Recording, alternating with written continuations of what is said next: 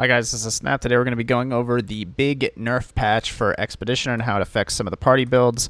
Overall, nothing has really changed with the party comp, but there are a few small adjustments you do need to make on some of the builds, so we're going to go through them as quickly as we can here. First things first is the carry build. Definitely still Penance brand. Penance brand got a pretty small hit from the cluster jewel nerfs up here, but overall the build is exactly the same. There are a couple small changes in that you are still using a diamond flask here, but also in your skill gem setup, instead of using controlled destruction, you're going to be using increased crit damage here for maximum DPS. You're going to be sitting at about 76 crit, which is plenty, and this was the most DPS that I could come up with in the current POE using the new gems. So the only other adjustment in the cluster jewels is now you're going to need one holy conquest, and the rest of them are going to be grand design. The attachment range is going to be pretty important now since you're not going to be able to get it from a lot of sources, so a lot of them are going to be grand design remarkables, and then once again you need one holy conquest grand design. Other than that, build is identical. If you missed the memo, the meta for Penance brand now in a group is to go 2 Nebuluses and an incandescent heart instead of Eternity Shroud. The problem with going Eternity Shroud these days is that Shaper Call of the Brotherhoods are very hard to obtain, so the cheaper and probably more powerful alternative is to use 2 Nebuluses with an incandescent heart, but other than that, the gearing is mostly the same. Next up is the Cursebot. There's some pretty minor changes here. The main thing that affects the Cursebot is the changes to the Empower mana reservation multiplier. For what I can see here,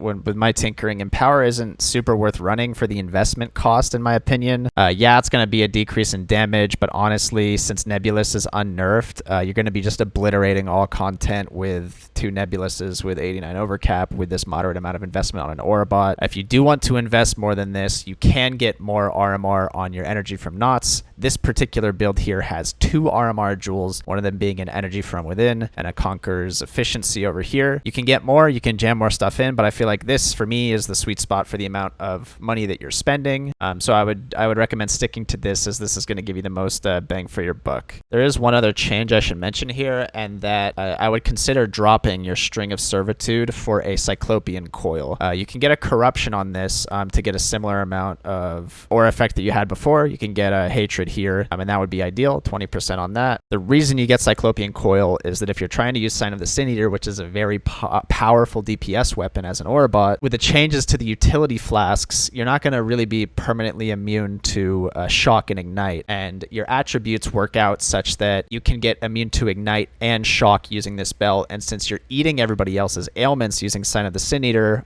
this is a super nice quality of life that's probably worth dropping some of the damage on your String of Servitude. Once again, it's fine dropping a little bit of damage on the Cursebot, as somehow Nebulous didn't get obliterated from orbit on the patch, so your damage is always going to be through the fucking roof on any build you play, so dropping some damage for this quality of life on the ailments is definitely worth it. Moving on to the Cursebot here. The Cursebot, unchanged. Not a single thing has changed. Once again, you can opt to use the Doedra's chest before you go Blasphemy. It is very strong. You use a Doedra's chest, jam all your curses in there, and it's super easy to build, super self-explanatory. Eventually, you do want to go the Blasphemy version of Cursebot. It is still the most powerful endgame version of the build, but definitely use the Doedra's chest to use the totems to curse before you get all of the curse gear that you have.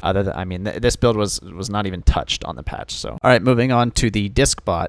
The build is largely the same, but there is one change that affects this build, and that is the Empower mana cost reservation nerf. There is one adjustment you need to do to make sure that this fits in your build, and that is unfortunately dropping your anoint. The anoint now has to be charisma in order to fit in the Empower in the build, which is a huge chunk of your ES evasion and armor, so this is pretty much mandatory. Other than dropping your anoint, that is literally the only change that this build has to do. You just drop your anoint, grab charisma, that way you have enough mana to reserve everything. The other thing you can do is if you get a little bit of RMR, you can get a -1 here on any of these energy from knots, and that would allow you to slap on the new banner. It's not in POB. I think it's called Defiance Banner or something like that. And that's going to be what you can put here for an extra, little bit of power. And last but not least is the Strength Stacker. Magically, this build wasn't changed. Not a single bit. Not a single aspect of this build was touched. Same build, 9k ES, Kingmaker, everything's great. Flask setup is probably going to be different, but we don't know how the flasks are going to feel. Rumi's probably trash, but you can replace this with a Taste of Hate. So pretty easy swap there. But other than that, build is untouched. It's great. Good build. Nothing more to say. Yeah, I think that about wraps it up for all of the adjustments here. There aren't really any huge changes to the party comp. There are just a few adjustments here and there that you do need to make as a result of collateral nerfs to the builds, but party comp is the same. But I hope this video helped you guys prepare for your league start. If you do have any questions, feel free to leave them in the comments. I'll try to answer as many as I can. We'll probably be playing tomorrow in a group 6-man as usual. We're going in with no practice because we were playing New World the past couple days, so it should be fun. Probably big meme. I hope to see you guys around for the roller coaster of Reddit threads that's going to plague the subreddit for the next 3 months. Goodbye.